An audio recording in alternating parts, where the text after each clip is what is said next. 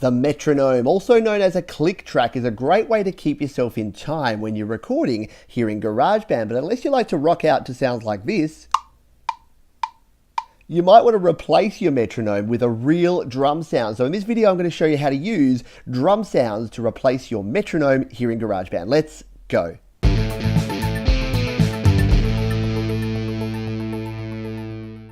Hi, my name is Pete, and this is Studio Live Today, where I help you create, record, and release your best music. Now, if you've been using GarageBand on your iPhone or your iPad for any length of time, you've probably used the metronome to play along, especially if you're recording some live instruments like guitar or vocals. So what I'm going to do in this video is show you how we can, first of all, set the metronome, but then what I want to do is, instead of using the metronome, I want to add a drum track to play along to instead of the click track. So what I'm going to do is we're going to set my time signature here to 6/8 time, because that's the time of this song. It is in A major. Now, if you don't know how to set any of these, or you want to learn more about time signatures, key signatures, and metronomes, there'll be a heap of videos linked in the description, and at the end of the video you can check out. Now, the tempo that we want here is going to be a bit like this. We'll tap it in here.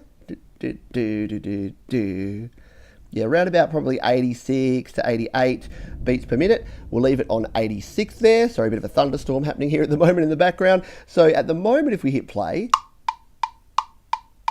it sounds a bit like that. Now, not particularly inspiring for us to play along to with our guitar track. So what I'm going to do is we're going to tap on the add button down the bottom here. Now, what I like to use, you can use drums, you can use beat sequencer, you can use smart drums, you can use a loop, you can use any of the drum sounds here in GarageBand. I like to use drummer. So if we tap on drummer, what it's going to give us is it's going to default to my man Kyle here on drums, and it's just going to throw a basic drum pattern here behind our metronome. So if we hit play now, we can hear Kyle playing along. Now, what we can do is turn off the actual metronome. So that's this little blue light up the top here, little icon. We turn that off, and now when we hit play, it's just Kyle playing his drums, and this is going to be a lot nicer for me to be playing along to when I record my guitar track. So let's do that now. So here's one I prepared earlier. I've got my guitar track added here, and I've got Kyle on drums. Now what I'm going to do, I'm going to slide out the mixer panel here, because I'm just going to make sure that my drum sounds aren't too loud. You want them loud enough to hear, but if you've got them up here, they're potentially going to drown out your sound. You're not going to be able to hear what you're playing, and you could get some mic bleed. I talked about mic bleed in a recent video, which you can check out in the link above and below. But mic bleed just means that you're going to get the sound of your drums or your click track or your metronome into your guitar track or your vocal track that you're recording. So we don't want that. Let's drop it down to about there, and then we're going to set our guitar level here. So what I'll do now is I'll jump into the guitar. I'm going to record just 8 bars of this track, and then I'll show you how we can play along with our drum metronome.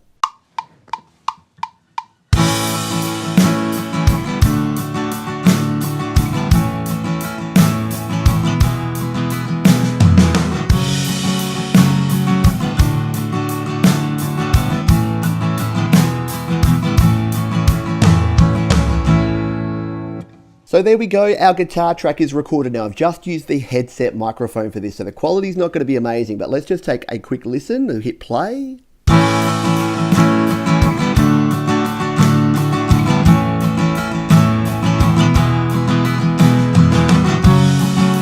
So my playing's still not perfect there, but you get the idea. It's a lot easier to sort of get the groove to sit in the pocket when you've got a real, well, a sort of real drummer playing some sort of real drums behind you. Instead of just the click being on the 1, 2, 3, 4, 5, 6 beats, what a drummer will do is that they'll add those ghost notes, they'll add in some additional fills and things that just give you more of a real musical feel. So that is why I use this. Now, as I mentioned, you're not restricted to just using drummer. You can come in here and select a different instrument. You can go to your drums, you can use beat sequencer, and you can even use your Apple loops up the top here to actually add in some just plain drum loops and then play along to a drum loop. So heaps of options here, but I think you'll agree that rather than just using a click and a boring sound here, using some sort of actual drum sound is not only going to make you play better, record better, but if you do happen to get any of that bleed over into your microphone, it's not going to sound so bad because it's going to be a real real instrument. It's not going to be that artificial click.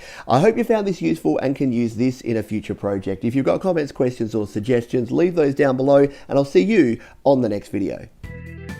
Hey, thanks for sticking around. If you're in the mood for some more videos, why not click one of the links right down the bottom there. You can also subscribe to the channel by clicking on the Studio Live Today icon in the top right corner, or head on over to studiolivetoday.com for even more audio goodness.